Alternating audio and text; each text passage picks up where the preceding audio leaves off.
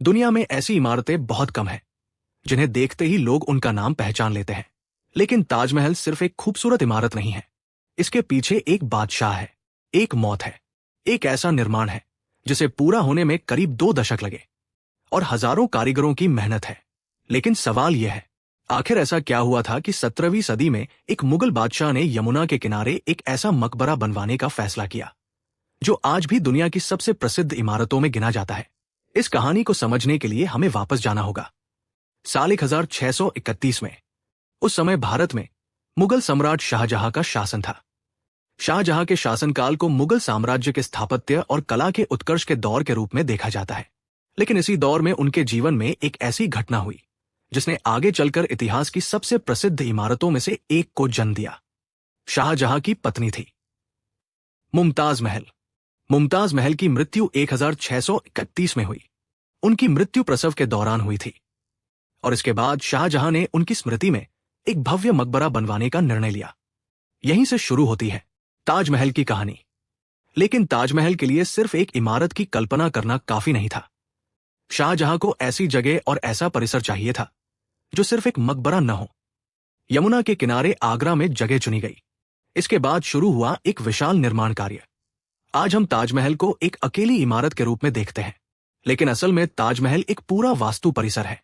इसमें मुख्य मकबरे के साथ मस्जिद, उसके सामने समान रूप वाली दूसरी इमारत, विशाल प्रवेश द्वार और चारबाग शैली का बगीचा शामिल है। और इसके केंद्र में है वह सफेद संगमरमर का मकबरा जिसे आज पूरी दुनिया ताजमहल के नाम से जानती है। निर्माण लगभग 1632 में शुरू हुआ। लेकिन एक सवाल यहां बहुत महत्वपूर्ण है, इसे बनाया किसने?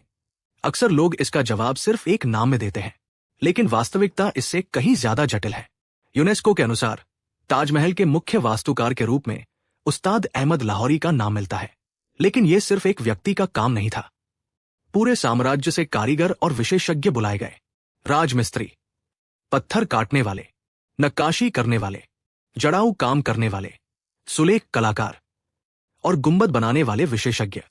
अर्थात ताजमहल किसी एक कलाकार की बनाई हुई इमारत नहीं थी। ये अलग अलग हुनर रखने वाले लोगों की सामूहिक मेहनत का परिणाम था। और इस पूरी इमारत की सबसे खास चीजों में से एक था सफेद संगमरमर।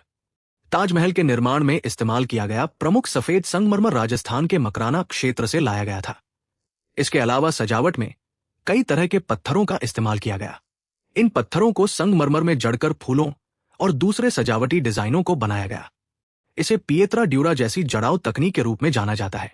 यानी जिस खूबसूरती को हम दूर से सिर्फ एक सफेद इमारत समझते हैं, उसे करीब से देखने पर पता चलता है कि उसकी दीवारों में भी एक पूरी दुनिया छिपी हुई है। लेकिन शाहजहां की योजना सिर्फ खूबसूरती तक सीमित नहीं थी। ताजमहल की पूरी वास्तुकला में संतुलन और समरूपता पर बहुत ध्यान दिया गया। मुख्य मकबरे के चारों ओर 4 मीनारें हैं, सामने बगीचा है और पूरे परिसर की संरचना इस तरह व्यवस्थित की गई कि अलग अलग हिस्से एक दूसरे के साथ संतुलित दिखाई दे। ये वही दौर था जब मुगल वास्तुकला में फारसी, मध्य एशियाई और भारतीय स्थापत्य परंपराएं एक दूसरे से मिल रही थी।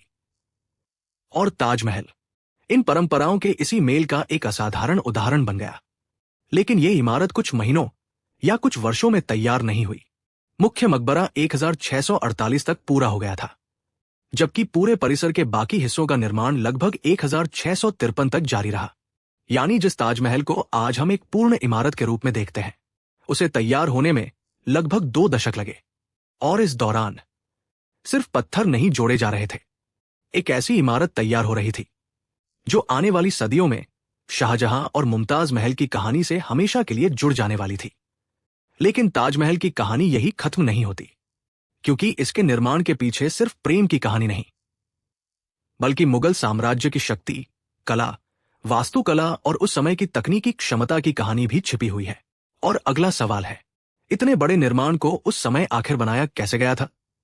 और ताजमहल की दीवारों पर लिखी गई सुंदर अरबी सुलेख और संगमरमर में जड़े हुए फूलों के पीछे कौन कौन से कारीगर थे? हमने देखा कि कैसे मुमताज महल की मृत्यु के बाद शाहजहां ने उनकी याद में एक भव्य मकबरा बनवाने का फैसला किया।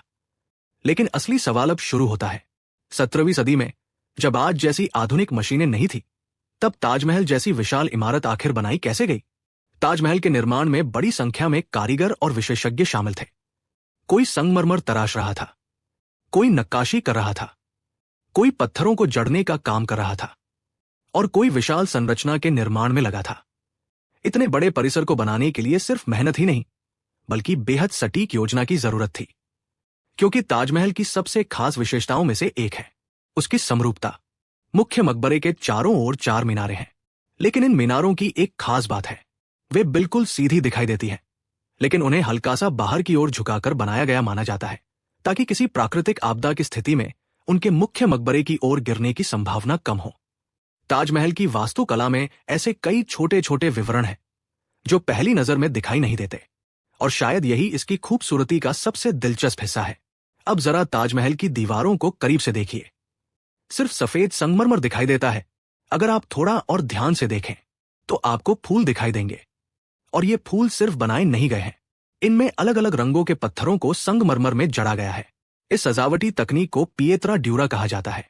कारीगर संगमरमर में बेहद सटीक आकार के कट बनाते थे और उनमें रंगीन पत्थरों को फिट करते थे। यानी एक फूल बनाने के लिए भी पत्थर को पहले आकार देना, फिर उसे सही जगह बैठाना और पूरी डिजाइन को संतुलित रखना पड़ता था। यह काम आज भी देखने पर अविश्वसनीय लगता है। और फिर आती है ताजमहल की एक और खासियत, सुलेख। ताजमहल के प्रवेश द्वार और मुख्य इमारत पर कुरान की आयतों की सुंदर अरबी सुलेख दिखाई देती है। इन सुलेखों से जुड़े प्रमुख कलाकारों में अमानत खान शिराजी का नाम मिलता है। दिलचस्प बात यह है कि मुख्य द्वार से ऊपर की ओर जाते हुए अक्षरों का आकार भी बदलता है। ऐसा इस तरह किया गया कि जमीन से देखने पर पूरी लिखावट लगभग एक समान आकार की दिखाई दे। यानी यहां भी सुंदरता के साथ साथ दृष्टि के प्रभाव का ध्यान रखा गया था। और अब नजर जाती है ताजमहल के सबसे पहचानने योग्य हिस्से पर, उसका विशाल गुंबद। मुख्य मकबरे के ऊपर बना ये गुंबद ताजमहल की पूरी संरचना को एक अलग पहचान देता है। इसके ऊपर एक अलंकृत कलश है और गुंबद के चारों ओर बने छोटे छोटे गुंबदनुमा मंडप इसकी संरचना को और संतुलित बनाते हैं। ताजमहल की वास्तुकला में यह संतुलन इतना महत्वपूर्ण है कि इमारत के लगभग हर हिस्से में आपको उसका प्रभाव दिखाई देगा। मुख्य मकबरे के सामने फैला है चार बाग। ये फारसी उद्यान परंपरा से जुड़ी एक शैली है, जिसमें बगीचे को 4 मुख्य हिस्सों में बांटने की योजना दिखाई देती है। पानी की नहरें, प्रतिबिंबित होता ताजमहल और उसके पीछे यमुना, इन सबको मिलाकर ऐसा दृश्य बनाया गया कि इमारत सिर्फ एक मकबरा न लगे, बल्कि एक पूरी दृश्यात्मक रचना बन जाए। लेकिन ताजमहल की कहानी का सबसे महत्वपूर्ण हिस्सा अभी बाकी है। शाहजहां ने इसे मुमताज महल की याद में बनवाया था। मुमताज महल को पहले बुरहानपुर में दफनाया गया था। बाद में उनके अवशेष आगरा लाए गए और ताजमहल के निर्माण के दौरान यहां दफनाए गए। आज मुख्य कक्ष के अंदर दिखाई देने वाली कब्रें वास्तव में प्रतीकात्मक समाधियां यानी सेनोटाफ्स है। शाहजहां और मुमताज महल की वास्तविक कब्रें इनके नीचे स्थित है। लेकिन इतिहास हमेशा एक जैसा नहीं रहता। 1658 में शाहजहां के बेटे औरंगजेब ने सत्ता अपने हाथ में ले ली। इसके बाद शाहजहां को आगरा के किले में नजरबंद रखा गया और अपने जीवन के अंतिम वर्षों में शाहजहां वहीं से यमुना के पार ताजमहल को देखते थे। 1666 में शाहजहां की मृत्यु हुई। इसके बाद उन्हें भी ताजमहल के अंदर मुमताज महल के पास दफनाया गया। और इस तरह जिस इमारत को शाहजहां ने मुमताज की याद में बनवाया था, वही जगह अंततः दोनों की आखिरी आरामगाह बन गई। समय बीतता गया, मुगल साम्राज्य कमजोर हुआ, शासन बदले और ताजमहल ने कई सदियां देखी। 19वीं सदी में ब्रिटिश शासन के दौरान इसके रखरखाव और परिसर में बदलाव किए गए। बाद में संरक्षण के प्रयासों ने ताजमहल को उसके ऐतिहासिक रूप में सुरक्षित रखने में महत्वपूर्ण भूमिका निभाई। आज ताजमहल भारत की सबसे प्रसिद्ध ऐतिहासिक इमारतों में से एक है। 1983 में इसे यूनेस्को वर्ल्ड हेरिटेज साइट घोषित किया गया। आज जब हजारों लोग ताजमहल को देखने आते हैं तो उन्हें सिर्फ सफेद संगमरमर की एक खूबसूरत इमारत दिखाई देती है। लेकिन अगर आप इसके पीछे की कहानी समझें तो हर मीनार में वास्तुकला दिखाई देती है, हर नक्काशी में कारीगर की मेहनत, हर जड़े हुए पत्थर में एक तकनीक, हर सुलेख में एक कला, और इसके भीतर मुगल भारत के इतिहास का एक पूरा अध्याय। ताजमहल सिर्फ इसलिए महान नहीं है कि वह सुंदर है, वह इसलिए भी महत्वपूर्ण है क्योंकि लगभग 400 साल बाद भी हम उसके पत्थरों को देखकर यही सवाल पूछते हैं, आखिर उस समय के इंसानों ने इतनी जटिल और विशाल इमारत बनाने की कल्पना कैसे की होगी। और शायद यही ताजमहल की सबसे बड़ी खासियत है। समय गुजर गया, बादशाह चले गए, साम्राज्य खत्म हो गए, लेकिन यमुना के किनारे खड़ी वह इमारत आज भी इतिहास को अपनी भाषा में सुनाती है।